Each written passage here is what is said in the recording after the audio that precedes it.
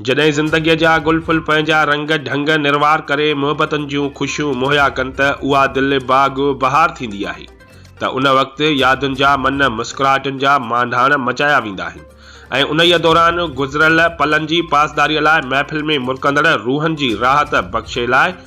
हिकु मुनफ़रिद हर दिल अज़ीज़ शख़्सियत सिंध प्रेस क्लब हिंगोर जा सीनियर सहाफ़ी अख्तर हुसैन आराइन जे जनम ॾिहाड़े ते कुर्ब जा किला खोलींदे सभिनी सथ जे साथियुनि पारां गुल हल निमा रंग बरंगी मालाउनि सां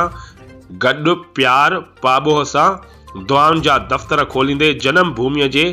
परंपरा वारी बहितरीन मौक़े ते मुबारकुनि जा तोहफ़ा पिणु पंहिंजे सथ जे साथी अख्तर हुसैन आराइन खे सिंध प्रेस क्लब हिंगोर जा जे बानी सीनियर सहाफ़ी अदीब नाज़ मंगी मुहबतुनि तोड़े खुलूस जी मालाउनि जे रूप में पाराए ख़ुशियुनि जा संग सवारींदे हिन मनपसंद जनम ॾींहं जी रस्म अदाईअ जो आगाज़ पिणु कयो।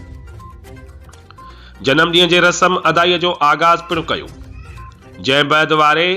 जंहिं बैदि वारे वारे सां महफ़िल में शरीक साथियुनि जे वॾे अंग वॼुनि दुआउनि सां गॾु मुहबतुनि जूं बेमिसाली मालाऊं पाराए कामयाब ज़िंदगीअ जा 42 साल ख़ैर खूबीअ सां गुज़ारण ते मुबारकुनि जा गुल निशावर पिणु कया।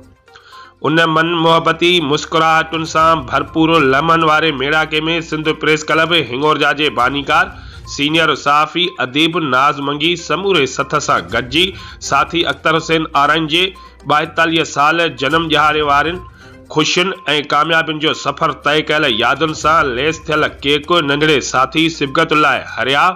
पंहिंजनि मासूम हथड़नि सां साथियुनि जी मदद सां केक काटे महफ़िल जो अंदाज़ बयान आगाज़ करे मुबारकुनि जी मांधाण मचाए छॾी ऐं वारे वारे सां ख़ुशियुनि जे रंग बरंगी मालाउनि पारण सां गॾु केक जा टुकड़ा टुकड़ा महफ़िल जे मोर अख्तर हुसैन आराइन जो वातो मिठो कराईंदे मुबारकूं पिणु ॾिनियूं। हिन बहितरीन मांधाण जा मुख्य मुअज़्ज़िज़ महिमान साथी गुलाम असगर हरिया वली मोहम्मद सहतो गुलाम फारूक तुनियो रिज़वान सोलंगी आबिद हुसैन सोलंगी मज़हर अली सहतो मोहम्मद यासीन मंगणेजो मोहम्मद आरिफ जत अब्दुल सलाम सहतो ज़ियाउद्दीन चन्ना इम्तियाज़ हुसैन मेमन काशिफ जोखियो ऐं ॿियनि ख़ूबसूरत मुखड़ियुनि भरपूर शिरकत कई